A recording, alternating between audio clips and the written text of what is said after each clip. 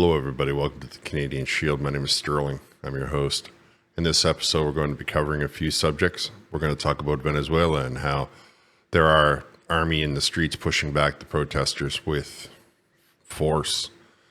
There's a clip that I have. There's no graphic or anything, but it does prove the point of the allegation that he has begun to crack down on anyone that's protesting against him with what can only be described as deadly force. I have a clip of the brave men and women of the British police force pulling out someone who said a mean tweet. So rampaging going on all up and down the country, and they're going after this woman who said a mean tweet. Israel had targeted a leader of Hamas and successfully removed him from the game. The Hamas around the world decided to have what they called a night of rage, and they marched up and down the streets after the sun went down. And I have some things to say about that don't necessarily jive with the whole narrative that is coming out of the mainstream media. However, all while that was going on, the mayor of Toronto was dancing in Caravana. Well, that's quite a sight. All that is coming up. Before I get into it, I would encourage you all to like, comment, subscribe, hit the notification bell, share this channel with all of your socials. I have an open GoFundMe, and I have memberships if you wish to support the channel that way. Any way that you support the channel, though, I appreciate. Okay, we're going to start in Britain, where they have very strict laws about putting mean words out on the tweet because they don't think that anybody is strong enough to handle mean words. And that way there, they can begin to gradually introduce draconian censorship laws that every day will get stricter and stricter and stricter until finally they make it so that even though we have all of these services and all of these processes, the only way that you're going to get away with it is if you can do it in a different language. And I'll show you a clip here of the stunning and brave police force going in and making sure that this person gets in trouble for saying a mean tweet.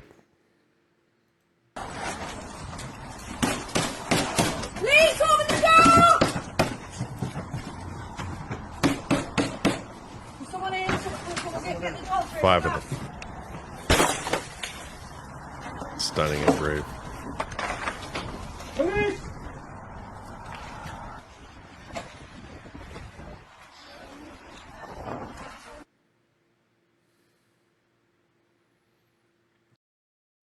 And lo and behold, it's a middle-aged woman in her nightgown or whatever you call that. So you can see this post was put up by Amy Mack, and she talks about how the UK is being overrun with gangs that she's referring to as jihadi gangs. Meanwhile, the police are kicking down doors because this woman is upset that those 3 children were attacked mercilessly and taken from us while they were having a dance parade in the middle of a park or something to that effect, outside anyway. But if anyone who opposes the state faces destruction. The police, the government, the legal systems have all been weaponized against citizens. This oppressive force is spreading across Western nations, crushing each one by one. And 5 people went to this door, kicked it in, and dragged the woman out in cuffs. What kind of a mindset are these police? Are these police any better than what they complained about under BLM? Or are they exactly the same, only wearing a far left stripe instead? Can we even call them far left when they want to behave like that? Can we even refer to them that way? I mean, we're talking about people who are putting people in handcuffs because they said words that might hurt other people's feelings. That's just beyond absurd. Beyond absurd. And Bill C-63 in Canada is targeting and aiming to do exactly the same thing. In fact, they want to arrest you if they think that you might think. I mean, it's beyond the pale. It's out of a book somewhere. Next, we'll go to Venezuela, where the reports are coming out are very dire. They're not very encouraging at all. And obviously, it's going to devolve into something other than, a peaceful transition. So let's have a look at this clip that somebody put up from what it can only be described as a very safe distance. And if you listen, you will hear some very telltale sounds.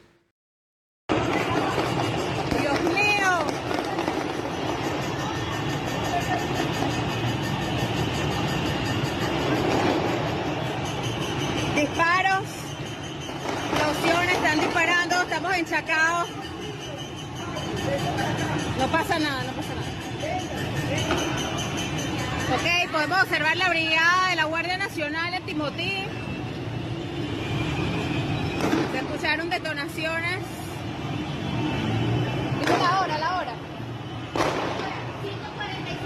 Son las 5:47 de la tarde.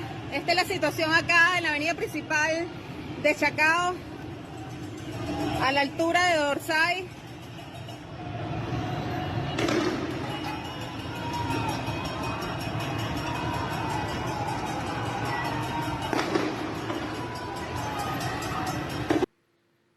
Okay, so I don't speak Spanish, but you get the picture. I'm sure she was saying some stuff that was, basically like, oh my God, what are we going to do? What's happening? Things like that.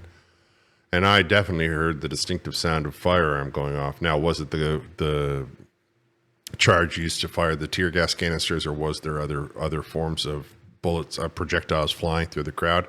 I don't know. I didn't see anybody down on the ground, but I did see, armored vehicles followed up by doubled up motorcycles, which means there are, one guy driving and one guy in the back. Why is that guy in the back? Is he there to arrest you? Is he there to, draw a firearm on you? Is he there to hit you with a nightstick? I don't know. But I can tell you with absolute certainty, he wasn't there to, offer you a lift home. He wasn't there to say, hey, can I carry your groceries? So the people were running, and now you see the problem with having the government confiscate weapons. Now you understand what the First Amendment is truly about. Because this happening all over the world now, isn't it? We got totalitarian governments rampaging all over the planet, suppressing the people. And in Canada, we have Justin Trudeau demanding that you give up your hunting rifle. In Canada, we have Justin Trudeau demanding that you not be allowed to say a mean tweet. I don't know. I think that it's time that we just sort of recognize the trend, right? Do we tell ourselves that it's an isolated incident, or do we tell ourselves that it seems to be happening in more than one location so often that if we connect the dots, it looks more like a trend than an isolated incident?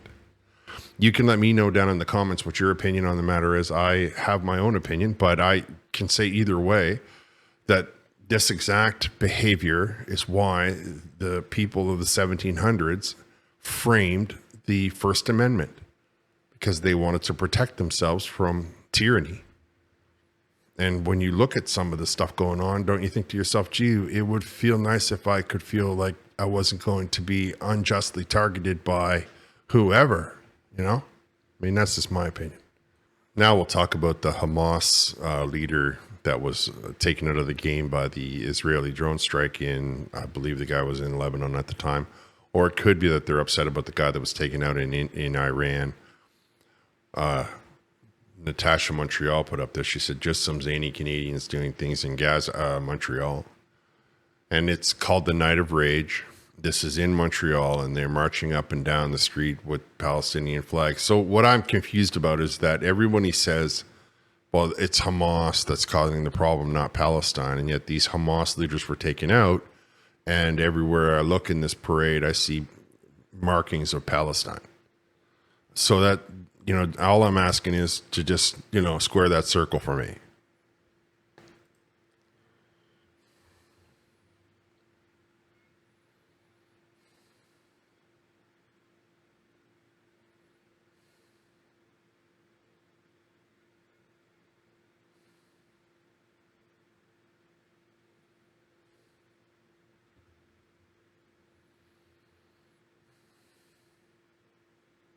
Of course, it's going to be very difficult to square that circle, because the truth is that many of these people are not from Montreal. And I know that because the signs are written in English. And anybody who spent any time in Montreal knows that people don't write signs in English because it's against the law. Well, it's against the law unless you have a French sign that is 10% larger right beside it.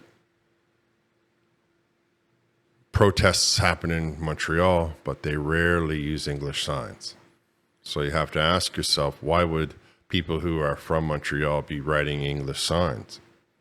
And knowing what I know about that culture, and I know quite a bit, they wouldn't. So unless they were bussed in from somewhere else, that makes a lot of sense to me. That part I get.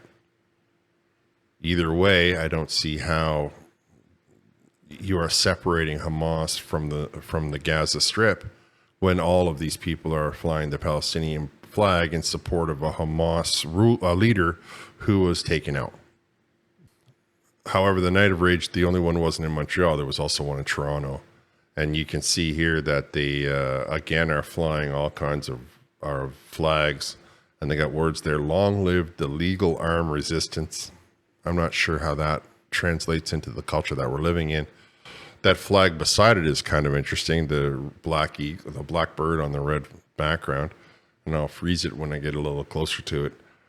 I see now that they've developed a red triangle as part of their symbol. I don't know. That must be off the back of the flag, maybe. But again, if you want me to believe that Gaza and Hamas are separate, then how come the Hamas guy goes down? Shouldn't these Gazan people be celebrating? Shouldn't they be saying, yay, one of our oppressors is gone. Now maybe we can educate our women and have a free vote? I don't know. You tell me. All right, let's watch it.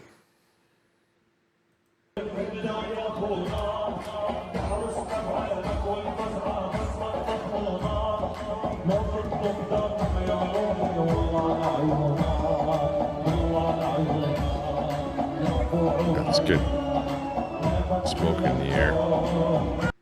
Now that flag I found quite interesting to see hanging over there beside the Palestinian struggle, beside the Hamas supporters. It's a First Nations flag of a tribe that lays claim to their Ojibwe, I think, and they lay claim to the northern branch of the northern shore, of the Lake Ontario as one of their locations.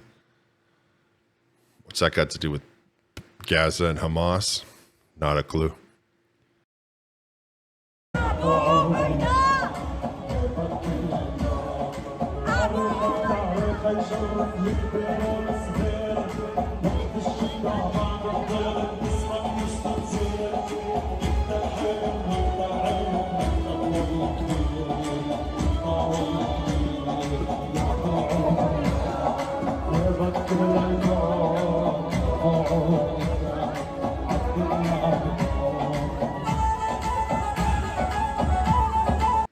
Son of a Bench put this one up, and he said, while Olivia Chow was out dancing, this happened near Toronto City Hall. This is Trudeau's Canada. Don't worry, though. Olivia Chow had it all under control. She was at Caravana, and here you can see her. This is Gaia.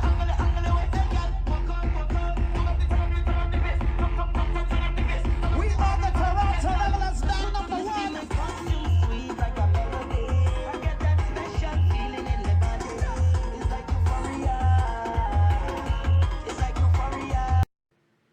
The Mayor of Toronto, everybody, walking around Caravana, stomping her feet. Now, a whole host of questions come in my mind. Like, why would she think this is a good look? Why would she put on the small outfit instead of putting on, say, I don't know, track pants? Not because of anything other than her position demands dignity. There's a reason that these people that are politicians have a dress code. They have a dress code. That didn't qualify in any way, shape, or form. I can attest to that. However, I think that she should have been doing something other than stomping her feet and dancing around at Caravana. Now, anybody who's ever been to Caravana knows that nobody noticed her, right? I mean, there's a lot of flash going on at Caravana. There's music everywhere. There's dancing everywhere. There's three-quarter naked people for miles. And they are all stomping and jumping and music's going and people are having a great old time. So I'm sure she could have walked through the whole thing probably buck naked and nobody would have noticed. However, there was a protest going on very near City Hall, and Toronto is in a major economic depression, and the people are upset because she just quadrupled the parking tickets. And I just feel like she should have been like, I just feel like this is a bad look. You know, I feel like that perhaps you should have make the people think, instead of you're having a good old time and taking your weekend off and I think that you should make people believe that you're focused and you're studying, and no matter what, you're always on. This makes me think of that story where Nero played the fiddle when Rome was burning. All right. Let me know what your opinion is down in the comments. I'm going to wrap here. I want to thank you all for listening. I'll talk to you next time.